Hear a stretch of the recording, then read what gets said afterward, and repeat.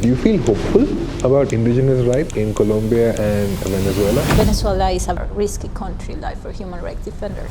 I feel like they need to left the country. What made you take up indigenous rights in the first place? I think that it was like an exploration of my identity. It was like education for an indigenous child is a privilege.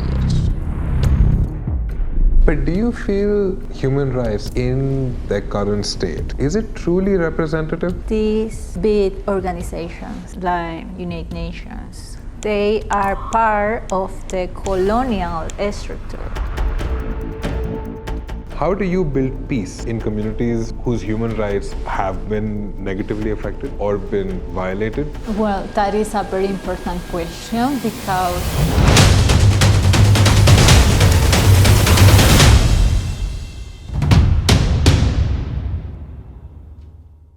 Hi there, and welcome to Politica. Imagine a scenario. There's a humanitarian crisis upon us. Aid workers, media personnel, and government agencies are rushing to the scene to support those in need. Yet, there's almost always one particular group that is left out of popular narratives: indigenous communities. Back in 2024, I met someone who has spent years trying to change that. Much like a lot of global South contexts, the loudest stories of a crisis are usually the ones that travel best. Think of journalists in detention, blocked elections, or hospitals' impending collapse. But what happens when there exist communities invisible to those documenting an entire crisis? Indigenous rights researchers, like Dayanna Palmar, often work to represent communities while wrestling with their own sense of belonging. But in contexts like Venezuela and Colombia, where each state appears to be failing indigenous peoples for different reasons, the question isn't simply limited to representation anymore. So, in this video, Dayanna walks us through what it's like to navigate a displaced sense of identity, her own journey of reconnecting with her Wayuu heritage, her work documenting Venezuela's humanitarian crisis, and her candid thoughts on what peace actually requires when the people most affected by its absence are the last to be asked. Stick around and don't forget to subscribe for more such stories. So tell me about this Dejusticia Fellowship. Like, you were working there as well, right? Oh yes, I worked with them for 7 months. It was really nice because I was in Venezuela, but I have 5 years working for the Venezuelan crisis. It was exhausting. Venezuela is a risky country for human rights defenders. I remember feeling hope the closure of the civic space will end will finish my work, basically. So I was open to auctions and some personal things happening in Venezuela after the beginning of my year, 2022. I feel the need to left the country. So I saw this opportunity of Dejusticia. In the same year, I have a fellowship with the University of Oklahoma to study comparative and Indian law, for indigenous people in the United States. I think that was the beginning of my approach with indigenous people from a more research perspective, to study them with the indigenous rights that are in the Declaration of Indigenous People Rights around the world. So I think that was the beginning. And Dejusticia, it was my second step. I feel okay, I see all the theoretical part, and now I want to see the practices. how indigenous rights translate to reality. So I think that Colombia, with the diversity of indigenous people that live here, there are 82 here in Colombia. I think that it offered me a unique opportunity to explore how indigenous people exercise their rights and how they fight for their rights. So Dejusticia was an excellent experience. Sure. It was so great. I was, in fact, the only fellow that I get to travel to visit the communities in their territory. So it was really nice. I remember my first trip was in Sierra Nevada, La Santa Marta. I get to know like the 4 peoples that live in the Sierra Nevada, that are the Cancuamo, Kogi, Wayuu, and Arhuacos. It was really nice because like I get to experience the indigenous world. And you know that in Sierra Nevada, Santa Marta, they call it like the hair of the world, because in the cosmovision of these 4 indigenous people, like the origin of the world begins in Sierra Nevada, Santa Marta. So it was like a long moments, a long conversation with indigenous people, with the Cancuamo people and the Kogi people, about how the Sierra Nevada like enhance like all the elements of the earth, like the water, the fire, the wind, the soil. It was really beautiful. And like we went like to a workshop about prior consultation, about projects in indigenous territory. And we not get only like to experience like the perspective of these people, but also different people in Colombia, like the Nasa people that live like in Valle del Cauca, the Awa people that live in Putumayo, the Wayuu people, because I myself like I feeling like I was representing my people like in this workshop. And it was like, okay, like the indigenous knowledge is very important, like in this concept of the world we are living, because the climate change like is a reality right now. Indigenous people are ecological subjects. Like they understand like this dynamic like between us and the nature. So for us, like the trees are living creatures. They feel, they think, and they are very kind with us because they give off oxygen. The river also has a role to play, the wind. And I think that this connection that indigenous people have with the nature is something that we have to rescue every day, because the world is very separate. In the big cities like Bogota, you see how separate are people like from the nature, how they experience the nature, like the connection with the world. And when you get like that sense of connection, that sense of community that indigenous people are, then you fight like for preserve like the living nature we have. And now you close like your perspective about whatever are you thinking in your mind. These are really beautiful thoughts, and I can kind of relate to that because India has a great deal of indigenous culture and history as well. But I'm curious to know, what made you take up indigenous rights in the first place? Oh, I think that it was like an exploration of my identity. It How? was because I am indigenous myself. Okay. But I was not raised in my territory. I was not raised in the desert because for me, like for the Wayuu people, like our territory is in La Guajira, and it's a coastal desert, very beautiful. But I was not raised there. In fact, I think that the Colombian conflict, I was reflecting about that the last week, actually. The Colombian conflict has a direct impact in my history. My grandmother, she lives in La Guajira, in the Colombian side, she lives there. But the rising of the illegal armed groups, like the extortions, like for the Wayuu people that live there, caused her to move. So she was displaced. And she went to Maracaibo, Venezuela, because it was more secure. My mother, I think that my mother had like 16, maybe. My mom, she was like still a teenager when she moved to Venezuela. And for that reason, I was raised in Venezuela and in Maracaibo.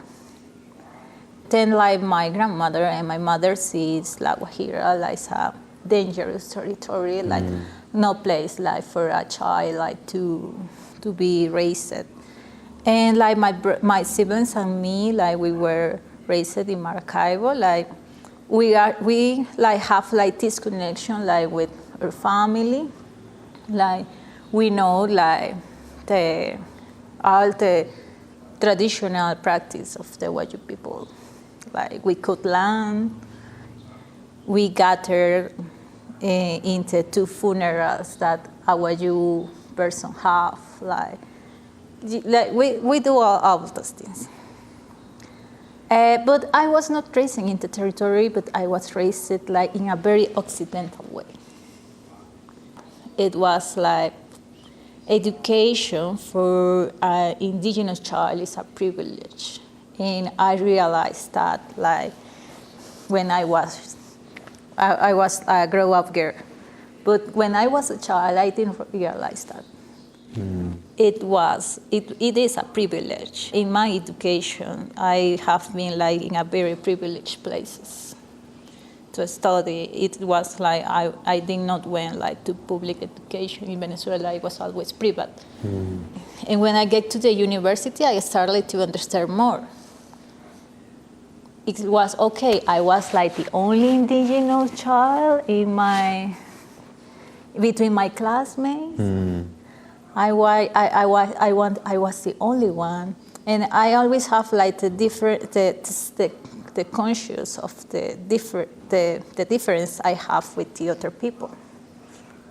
So maybe 14, it was strange to see my mom like in her traditional costume. It was like a rejectedness of the culture. I feel it.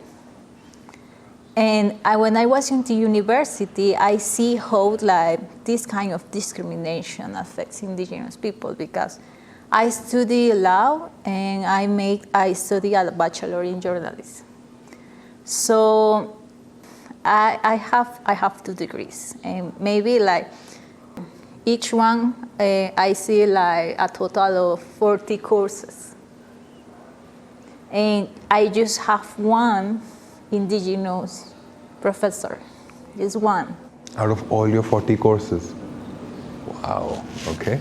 And I say, okay, so we don't have representation. But like the indigenous consciousness, it was not awakened in me there. I think that it started with, I was like working with human rights in Venezuela. I feel fortunate because when I was in the university, I realized that I want to work with human rights. And even when in Venezuela there were like these roaring protests, they were deadly, like people were assassinated, like detained. Like my generation was leaving the country. It was like you were like in a space like this with your friends in your apartment. They say, okay, so next month, Enriqueta, Isabel, and Patricia, we are going like to Peru. Are you going to join us? And it was like this, like people start to live in like in big groups. And I decline every offer to leave because I feel like, okay, the country is crumbled. Yeah. So we have to document this, say what is happening right now and is going to have a big consequence, like big consequence. It was really sad because I knew like the democracy was dying, like when the Supreme Court of Venezuela like erased the parliament in 2017. It was a really hard day. So I chose like to stay, and I worked like in subjects very related to democracy, to personal freedoms of the people. I started like in this period of time, the Venezuelan crisis, not evolution. It has an evolution. It passes like to be a crisis of personal freedoms, to be a humanitarian crisis. Yeah. because like the state collapsed. The state doesn't offer service to the people. Don't health institutions, not educational institutions. It was hard. So people in Venezuela were starving. Were without no electricity, without no access to water. When we were working and advocate for these things, I realized that indigenous people were on the verge, marginalized totally. Because in Venezuela, people talk like about, oh yes, there is no free elections. There is like, there is no freedom of expression because like political leaders get detained, human rights defender gets detained, journalists get detained. And all these subjects that people talk about in Venezuela, but like indigenous people are invisible, that they always been invisible. It's like a shadow that is always been there. So I realized that, okay, so indigenous people don't get representation, like don't get to the school, like don't get like to access, like to good jobs. They are in poverty, and also in this context of humanitarian crisis, they suffer like a big impact. I was the project coordinator of a local NGO in Venezuela. So I remember I made a proposal, like a project centered about like marginalized communities. So I invite my donors like, okay, let's go off the urban centers. Let's go to rural areas. And they say me yes. And I get like to travel to my territory, La Guajira. I was really sad. It was really sad what I found there. It was really sad. The abandonment of the schools, like how the doctors were working, doing miracles because like they don't have like the equipment, like medical equipment in La Guajira and Venezuela. There is no, like if you are a mother and you are going to give a child, you have to walk from your community to the hospital because you don't have money to buy like the oil for the transport.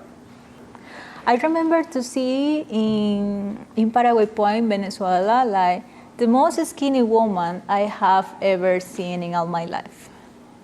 And she was carrying a baby. Wow. It was dramatic. It was like, oh my God. She didn't speak Spanish.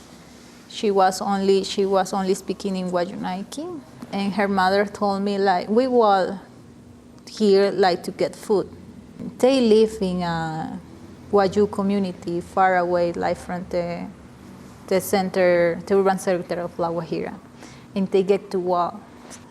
I see like the vulnerability of the indigenous Wayuu woman in Venezuela in that woman. I think that was like one of the last straws. Say, oh my God, I have like, if I am Wayuu people, I am a Wayuu myself, and I see how these people are suffering, I have to do like something about it.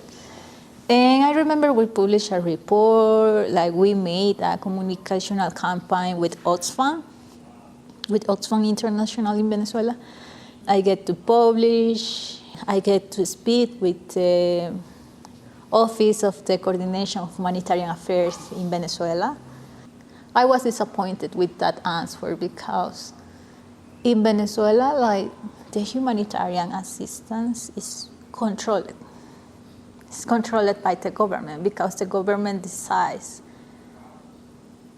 when you are going to have access, if you are going to have access to the territories. It's very sad. The people like from UN were really sad, and they say we know like the situation about food insecurity and educational and social service in La Guajira is bad, but like we are not allowed like to go to the territory because education system, for example, depends of the Ministry of Education in Venezuela.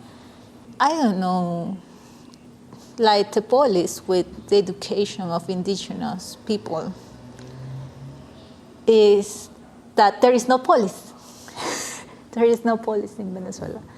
And it's really sad because like this is like experience in La Guajira. But last year I was in the Colombian Amazon, it was the same. I see a lot of vulnerability of indigenous people from the Venezuelan side. They were in the streets, basically. They were selling like the artisany, like the things that, and they want something to eat. Because in Venezuela there is a lot of vulnerability. And when you ask it, like from UN in Venezuela, if they know about what is happening with indigenous communities in the Amazon, they say, oh yes, we know, but we don't have access to the territory. Like the last year in the Venezuelan Amazon, there was like a very long like operative, like military operative about like to intervene in golden mines in the Amazon, Venezuela. Like the operation started in February of 2023. And for that reason, they say that they are not going to get access to any human rights organization, humanitarian organizations. There is not going to be access in the Amazon, in the Venezuelan Amazon. So we don't know what is happening in this territory. But when I was in the Amazon, Colombian Amazon, like 30 minutes like from Venezuela, the children with malaria, the women like with a record of sexual abuse, like the accusation of extrajudicial killings in the Venezuelan side were like massive, were like many people. Was there any point in time where you looked at your environment, your surroundings, your classmates in school, or whatever was going on with the government and the economy in Venezuela, you looked around you and you wondered, I regret not growing up in my indigenous culture or history? Oh yes, definitely. What was that point? And why did you feel regret? I think that it has happened to me many times. Right now, no. But maybe when I was in the university, or maybe when I was a child. I lost my grandmother like very young. Like I was 1 year old when she died.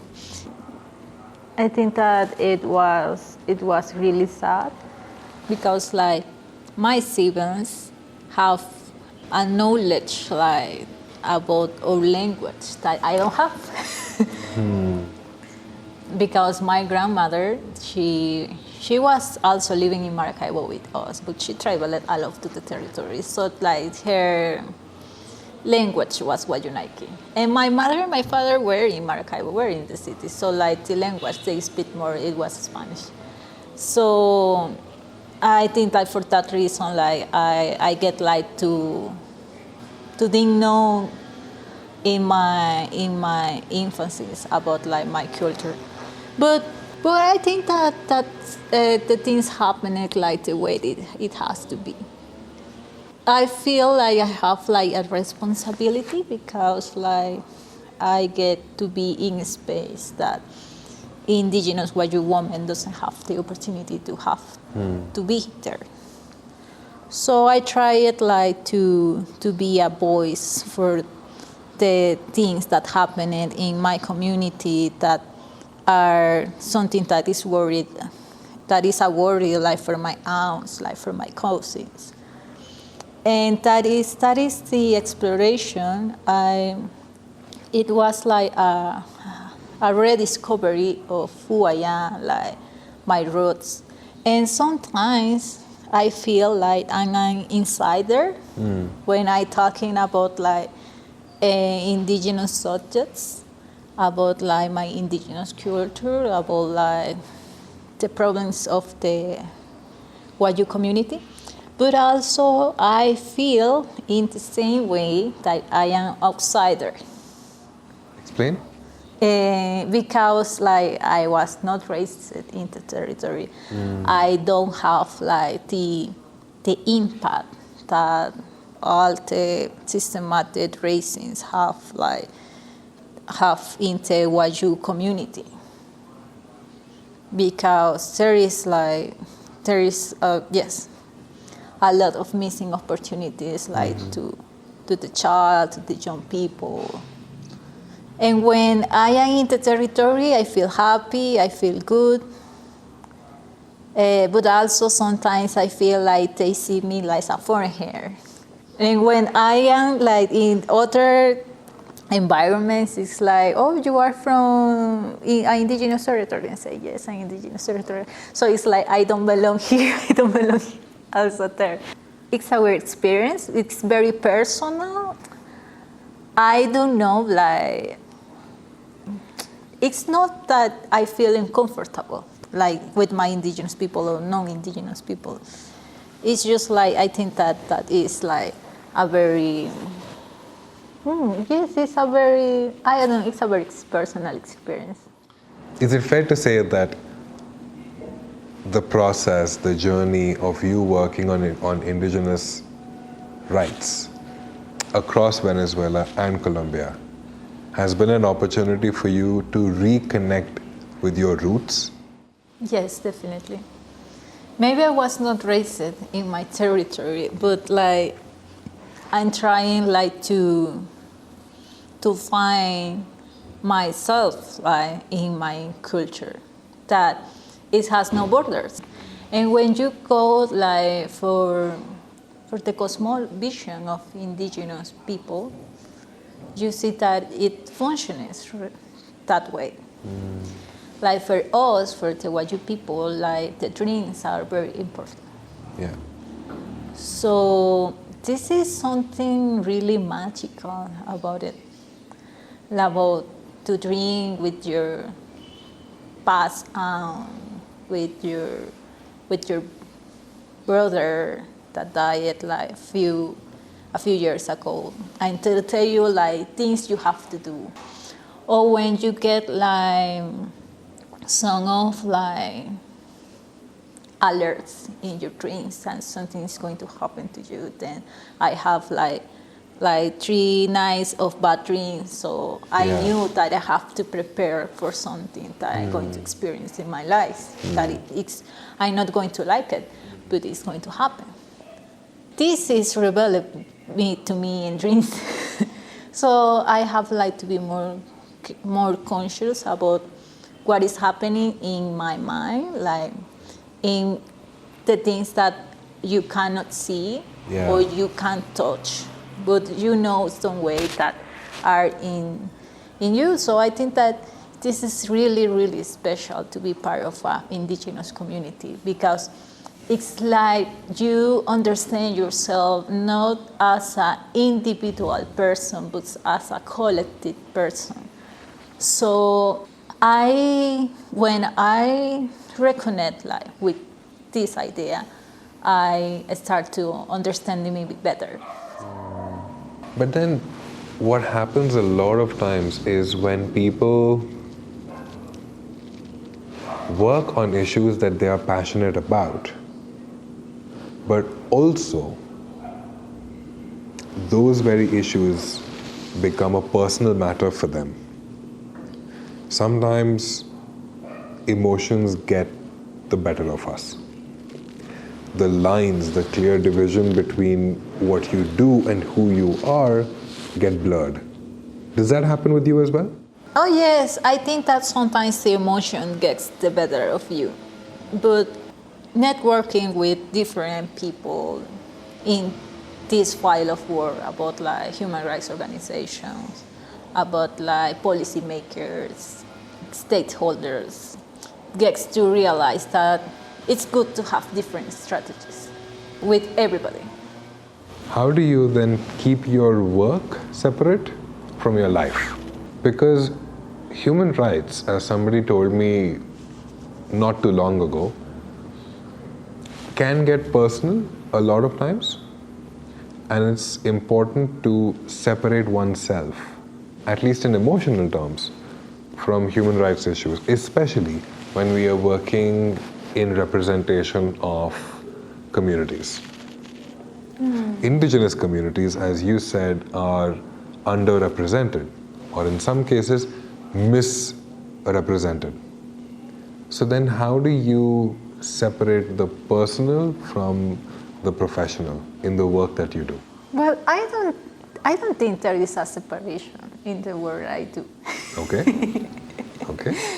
Yes, I don't think so, because it's what I'm trying to do with my work is to promote and defend like the unique ways of living that indigenous people have. So what I am defending is I defending my identity. So I think that there is no separation. I could get angry, but if I get angry, I should express it. Yes, I think that is like that is like only one of the benefits of being like an independent activist. Yes, yes. Like you have no economical security, but at least you have freedom. So I think that is it's the way. It's like I don't think that I can make a distinction, a separation. I cannot. Do you think that you should? I don't know. Do you ever feel conflicted between the work you're doing and the needs of the communities you represent? Oh yes, but I was thinking in terms of to be a disadvantage to me. Maybe it is. I think that surely it is, but at least I tried like to express my concerns in the most realistic way possible, because I cannot speak like from an objective vision. Because it's always like in my case, it's going to be subjective. So what I'm trying to do when I write a report or when I speak in a public room is to show things that in a realistic way. So this is this is happening, or this happening, or this is going to happen. What we are going to do, like in the light of the instruments we have, because like we have like these human rights declaration, conventions, constitution of the states, laws. I think that there is like a real power about what is written in the law. The Human Rights Declaration, it's a guide from all the states around the world. So I am not inventing things myself. Of course. Like this is here, and you are committed, like to do this, to social justice, like to pay attention to minorities, to help people that are at risk. I think that is the power we have and that we have to use. There is no way like the world can look back at a world without human rights. Of course. There is no way. There is no way. I think that international human rights law, it's very important. Like we get like to use it. No matter how powerful you are, no matter who your allies are, if you are committed violation against human rights, you have to pay for it. But do you feel human rights in their current state, or international human rights law as well, is it truly representative? On paper, yes, one could say so. But I come from India.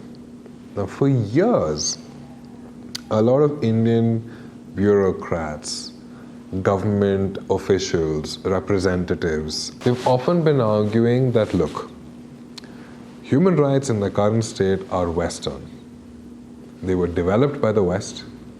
The ideas engraved and inscribed in human rights are representative of Western values. The way things work in the East are different because our cultures are different. Our cultures have not been truly and fully and wholly represented in the Universal Declaration of Human Rights, or even the way human rights are practiced and exercised in the world today. Do you feel the same way when it comes to indigenous rights? That human rights, at least at the level of the United Nations, do not take into account or do not represent the values of indigenous cultures and history? Oh, yes. I think that it's very important to say that these big organizations like United Nations, like the countries itself, they are part of the colonial structure. They are colonialists.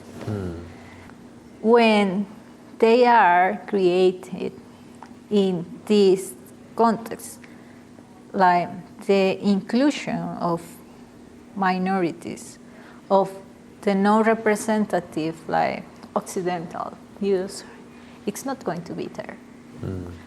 It's like you have to find a way, like how these big structures can be plural enough, like to have all visions. And I think that this is something that it's not have been achieved yet. Recently, like I was invited, like to participate in a joint statement in the Indigenous People Forum. Okay. I was approached like with an international organization. I was a kind of mad personally because my first recommendation were like in this space, like there is no indigenous people. Right. Like you have a meeting, but like you don't have indigenous people sitting in that room. Right. And I say, okay, I'm going to participate because you invited me, but I'm going to say this. There have to be a space like for indigenous people from the territories. When I get to speak with amazing women leaders in the Amazon, Venezuelan side and Colombian side, they are such a powerful woman. When I get to tell to them about like these kind of opportunities, like with international organizations, one of the things they say to me, but okay, they want me like to fill a form, a digital form, in other language. I'm in my territory. I still, they criticize like the approach. Yeah. Is how they asked me, like one of the leaders told me, like they asked me if I was being shooted. And she was like, oh my God, I'm not going to participate in this.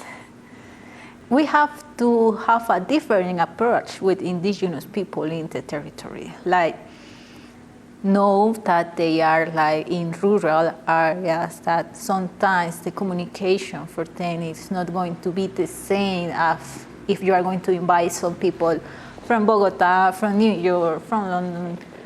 It's not going to be the same. Like you have to have a different approach, you have to have a different language, and you have to be more open, more open. That was one of my recommendations, because like these big organizations that are not building with the eye, like to be inclusive. You see inter-representative, you see inter-process. It's a big challenge. It's a big challenge. It's not easy. But I think that it's important to say it in the areas like we have. So I joined them like to this joint statement to say that, because it's like saying, no, Yeah. it's going to be worse. Right. It's like the problem doesn't exist. So I think that we have like to take advantage of every space we have, like of every person we have, or every platform we have. So whether it's an indigenous community, like migrant community, Black community, religious community, and all like human beings that are subject of vulneration of the right because their identity, we have to address that. We have to address that to erase that power inequality. Because the power is something that creates the reality. And you have to be able to identify who is holding power, if that power is oppressive, or it is Emancipatory. Yes, emancipatory. Because power could be used to liberate, to create a change. We, all of us, are able like to hold power, but it has to be like created, organized from your local communities to the process, to the visibility, and to get the change like in the policy making. So I think that we have to address what has happened in the past, the human rights violations, the laws that are forbidding like our identity. We have to address that. We have to make it visible to create a balance of power, that no one is more powerful than another. When we create like this space, we also create justice. Justice for this event that has happened in the past doesn't repeat itself again. Also more open like to the future generations. It's also important to create like a better world, like to heal what has happened in the past, but also to create a more beautiful future for the people. I think that it is very important. If we don't get addressed that, there is no peace without justice, because I believe that the peace at any cost is not peace. It's not peace, and it's not going to work in the long run.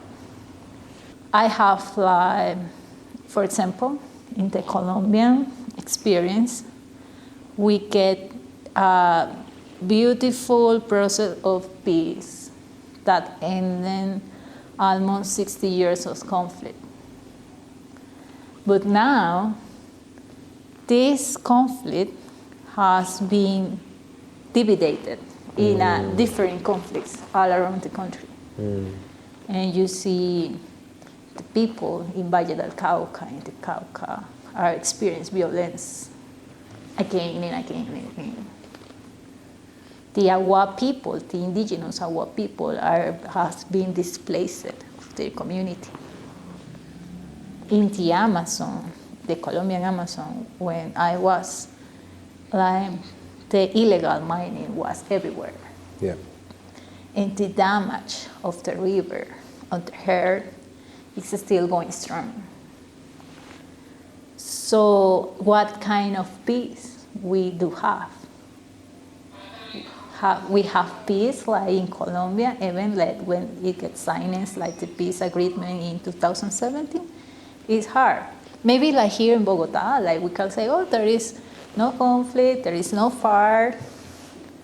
But in the region borders, we see that conflict is still going strong. So I think that is very important that in the case of Colombia, that the point of the agreement, of the peace agreement about like the land restitution to indigenous people, to Black people, get going, and it get materialized in real life. I think that if we guarantee like the safe possession of the land of the local communities in the border of Colombia, it will be like a complete job. It will be a complete job. When you say that human rights needs to be more inclusive and integrate views and perspectives from indigenous communities as well, how do you build peace in communities whose human rights have been negatively affected or been violated? Communities who have suffered displacement, communities who have lost loved ones, communities who have suffered because of war and conflict or even economic instability in Venezuela, in Colombia, etc. How do you build peace knowing that the current structures that exist are insufficient to meet the needs of those communities? Well, that is a very important question because we were reflecting about peace, like in my last meeting with my fellowship in the University of San Diego. We have like this conclusion that there is no peace without justice because conflicts are built on inequalities of power. It's the same with violence because there is like some structure group of people that have the power, that have like the power of the decision makings. Like in this area of power, they get to decide who leads better and who doesn't lead better. Do you remember any particular conversation during your travels to indigenous communities across Colombia which really made you think? Oh yes, I remember talking with the indigenous leader in the Amazon, the Colombian Amazon in Inírida. They were happy about the peace agreement because one of them said me, at least we can sleep now. At least we can sleep. They are really far away, like in Inírida, there is no roads, and like the only way to access like to the urban center and to the indigenous communities are only by plane or river. But they say the 10% goes to the economical activities of these groups, these illegal armed groups that are still in the context of the Colombian context, and they didn't sign like the peace agreement. So in this community, there is like a forced hold of these illegal armed groups around the life of indigenous people. So they have to pay monthly for like doing their economical activities. If they have like a restaurant, if they have like a beauty shop, if they sell shoes, they have to pay them. Also, the illegal gold mining is strong, like it's the only economical activity that actually gets profit, because these areas are so isolated that they don't have job places, and they doesn't also have like public service. Like in Inírida, there is no access to clean water. The people have like wells. It's not like all the people, because wells are expensive to boil.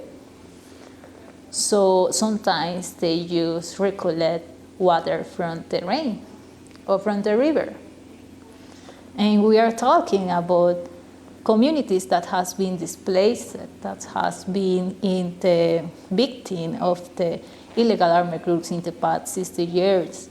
They are victims. They still rinse water of a river that is contaminated with mining, with mercury. Wow. So people in the Amazon, like in places like Barranco Minas, that is other of the cities of Guinea, they still feel like they are victims. The programs, the assistance programs of the Colombian state doesn't have reached these people. And Guinea has a very low budget in comparison from other departments of Colombia. And it's a feeling that also the people of the local government express that they want to be seen by the Colombian state, like by the places of the decision makers, like Bogota. It's really sad because I, as an indigenous researcher, I see these people are in a great risk of cultural extinction because how they survive, how they keep living their traditions. Because they live like in poverty, like the only jobs they get access to is with the illegal armed groups, it's mining, it's indigenous people are being instrumentalized by them, like to conduct their illegal activities. So it's very sad. But Guinea has had many rivers.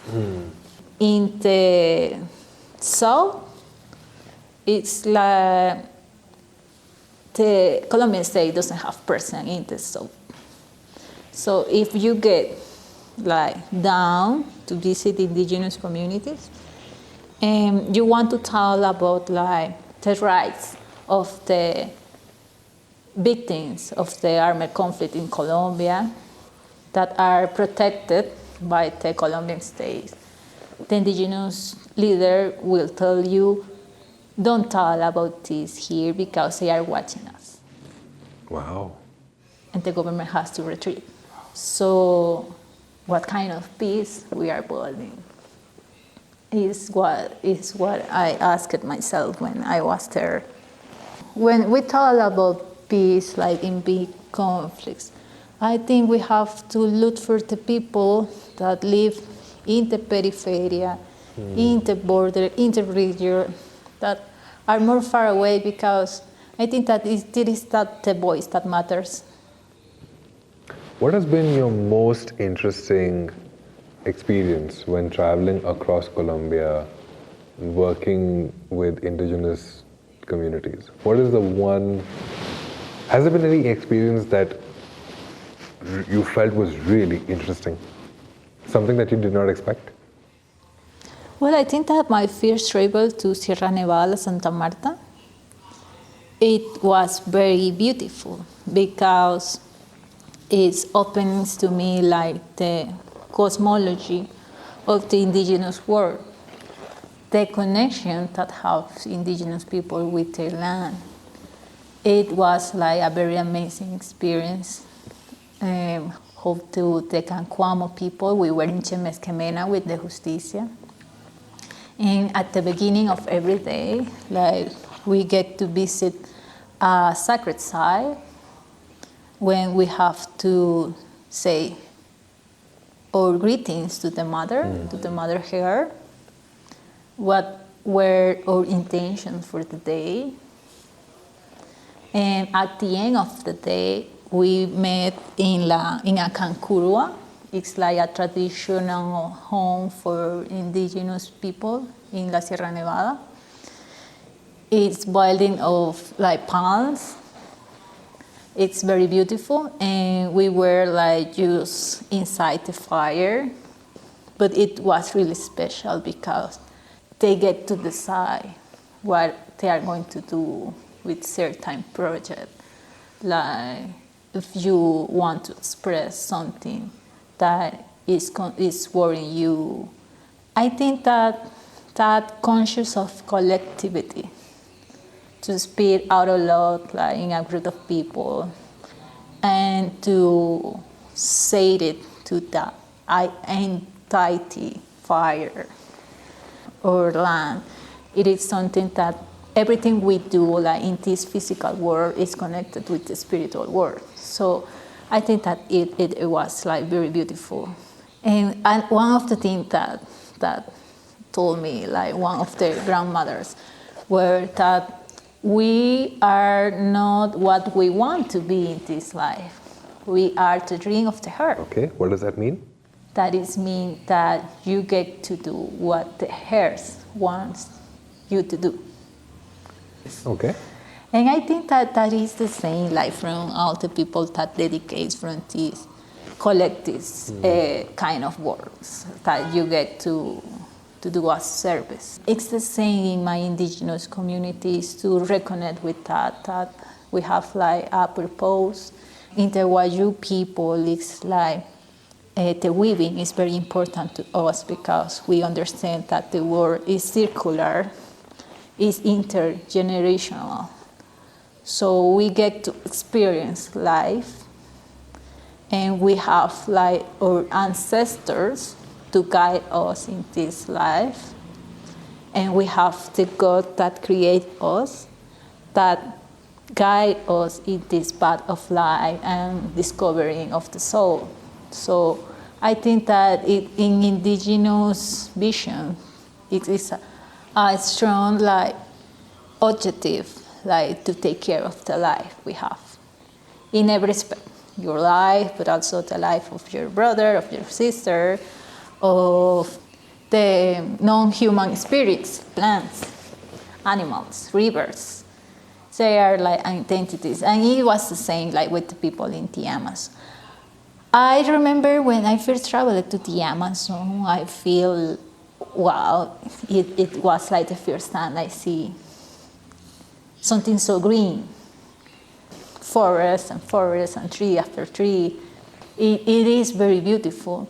I found like indigenous people in the Amazon, like they experience life in a different way than us.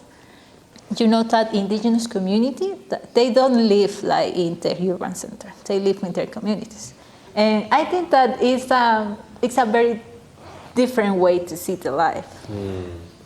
So it's like a complete understanding of their territory. It's like a slower way Yes. of living life. Yes. But even when it comes to building peace, that is also a slow process. Do you think that process of building peace with indigenous communities has been slower or different, whereas the more conventional, traditional peace-building processes that communities take in other regions, the kind of processes that we read about all the time, do you think that is different to how indigenous communities practice it? Oh yes, because I think that when you made a peace agreement, you have to take all into consideration. Yeah.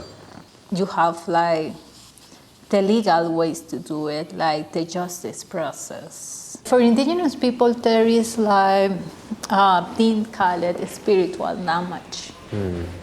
And I think that is something that it has to be put into consideration. Like indigenous people have connections with their ancestors, with the spirits, with God.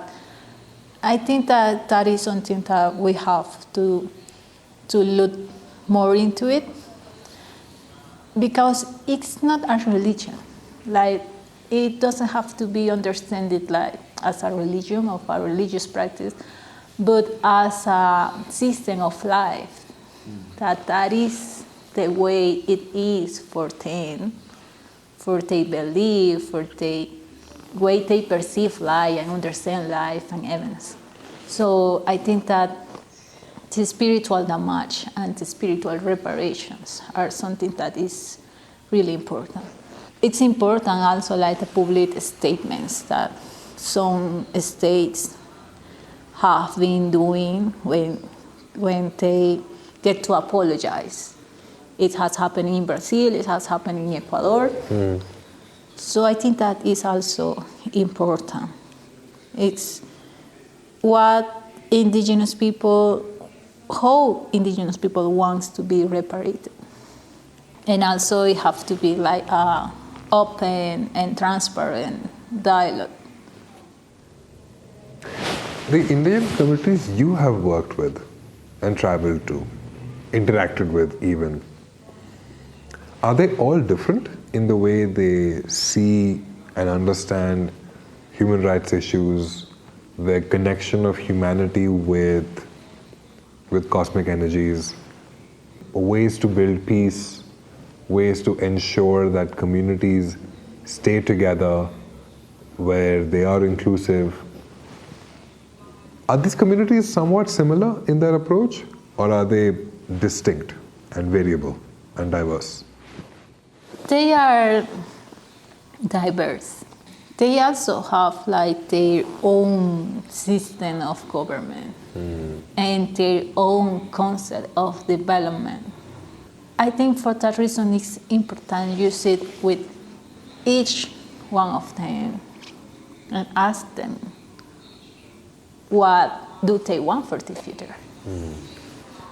Because like wellness, peace could mean different things to them. I think that a common ground, like a common point, is the land ownership. After that, to leave them to decide under the right to self-determination what they want to do, like with their social development, cultural development, economical development, and political development. I think that is very important. Like, for example, like for Wayuu people, like the trading has been like the economical activity, like always, because we share borders. So for my community, like the trading between the two countries must be a must, because it's the way they understand how their economical activities functions and also how their social activities function.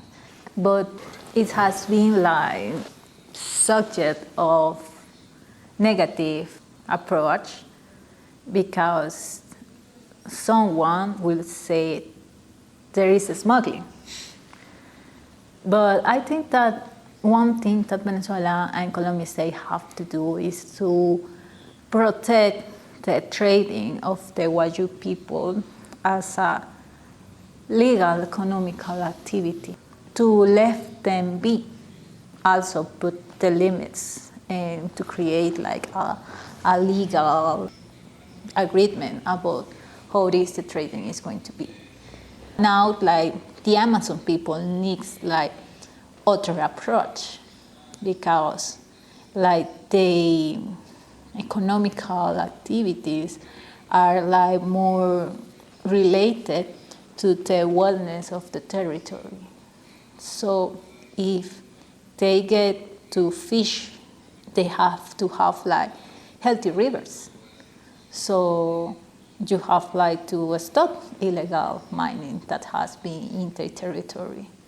And also I realized that they don't have like a guaranteed possession of their lands, because the presence of the illegal armed groups are always around.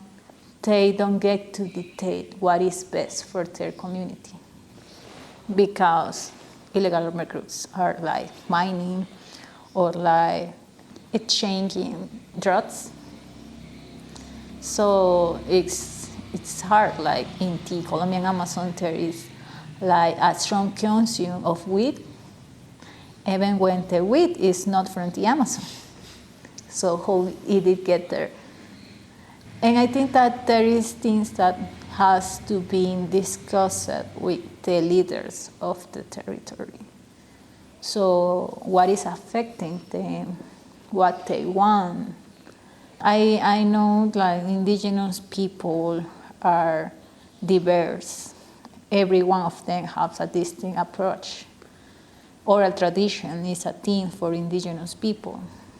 To respect and have time to listen and to watch and to see how they experience their practice. For example, if you want to get like agreement with the indigenous people in Sierra Nevada, Santa Marta, you have to wake up very early to say hi to the herd and to make your intentions known to the public. It's something that you have to do because it's the way they communicate, it's the way they do agreements. So I think that this is the way that you get to work with an indigenous approach. In all your years of working on indigenous issues, do you feel that these issues get importance? I have been working with indigenous people, I think, for 2 years. And I see that here in Colombia, there is an intention to do it. I think that in some way, the past of the conflict here in Colombia has made people more resilient.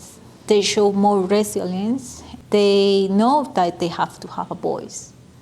So they protest, they go, but as there are like indigenous groups that are very well represented, and there are also indigenous groups that are not with the same visibility of privilege.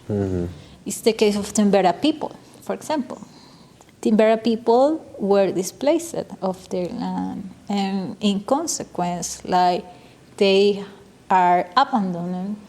They suffer from abandonment of the government, and we can see like a real expression of that in the Parque Nacional, when there is like 200 or maybe more indigenous Timbera people that doesn't have homes to live, that doesn't have like child care because like the Timbera children, babies are dying like here in Bogota.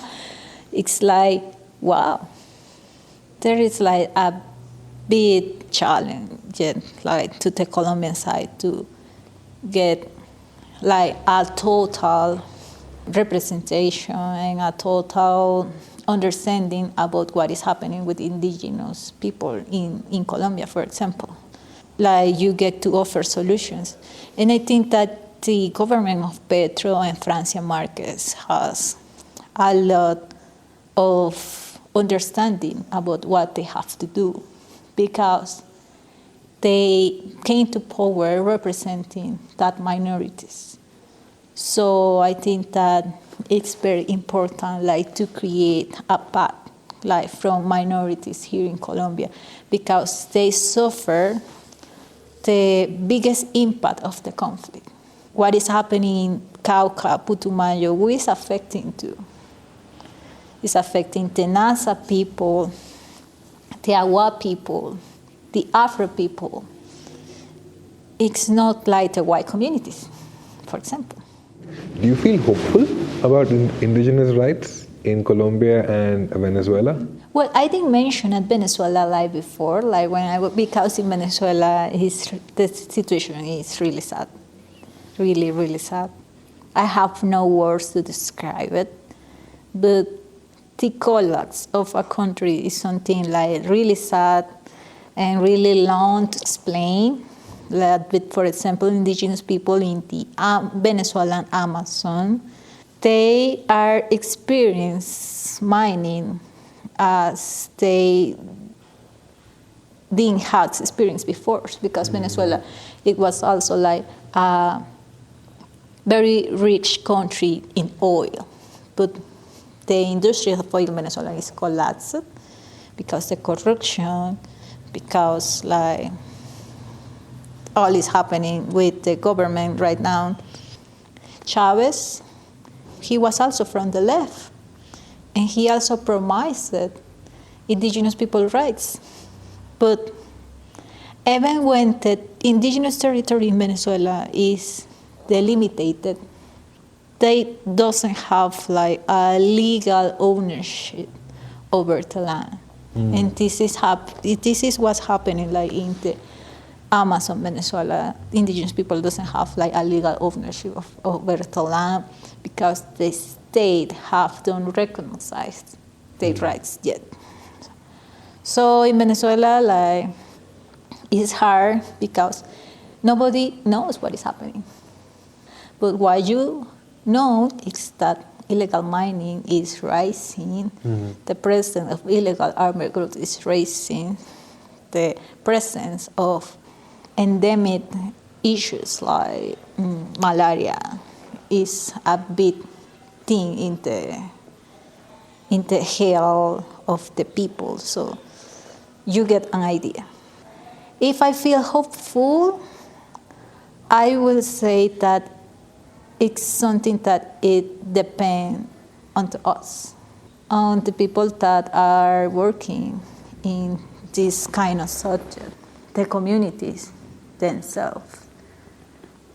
Indigenous people have a strong resilience. I get to notice by my visit in my Wayuu territory the last month I went, even when they don't have the living conditions to live in a thriving way, they are very resilient. Sometimes, like in personal, when you talk about justice and human rights, you feel like so encouraged because the state of the world, and you say, oh my God, the world is crumbling.